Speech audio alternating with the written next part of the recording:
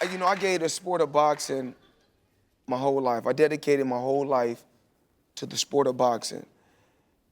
And all I ever wanted to do was put my family, my mother, my father, in a comfortable position. My dad is a millionaire.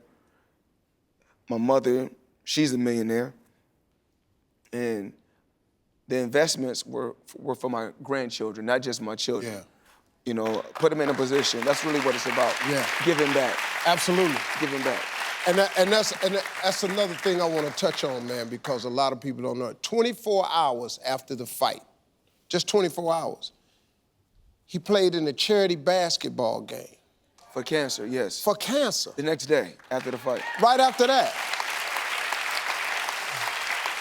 That's me and my boy. That's me and my son. Yeah.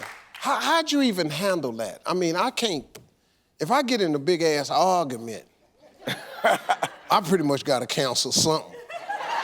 I mean, it's about giving back, man.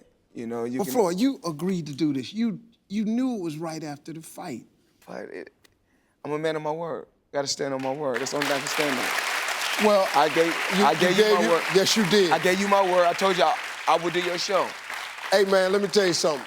Right after the fight, I said, Floyd, man, I got a new show. I'd love for you to come on. He said, I'm in L.A. now. I'm coming. I need you over there. I said, I'll be there. And dog, first week, here come Floyd. And hey, ain't nobody got Floyd Money Mayweather. Of all the fights, you've had 50. Yes. Who would you say was your toughest opponent of all time? One of them that really made you have to work. Well, out of my career, I just want to say, none of them was really tough. None was really tough. I mean, you got guys that punch hard and hit hard, and you got guys that come out and win a few rounds, but nothing really was tough or hard. That's just amazing. See, I'm in here, but you 50 and 0. I've had my ass whooped before. See, that probably what happened. You ain't never had your ass whooped before. It's not really that.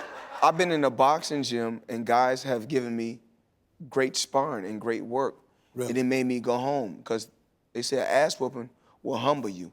And if a guy give me great work in the boxing gym, I'll go home and say, you got to tighten up, champ. Yeah. You got to get it together, champ. And then sometimes I go home and say, is this for me? Really? Yeah, I mean, if somebody give me some good work, if I go to the gym slacking, which I shouldn't go to the gym slacking, but I'm only human, Yeah. Like I said before. I make mistakes, but I strive every day to be a perfectionist. And we all know God only made one thing perfect, and that's my boxing record.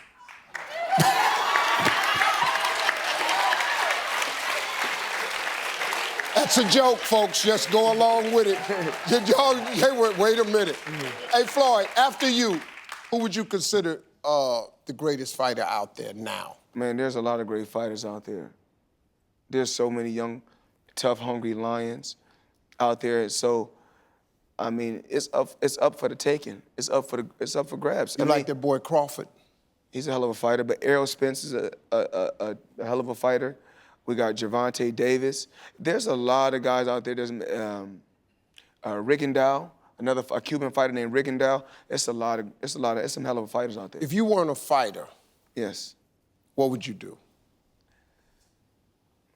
Hopefully I'll be doing something legal, and hopefully I'll be doing something legal.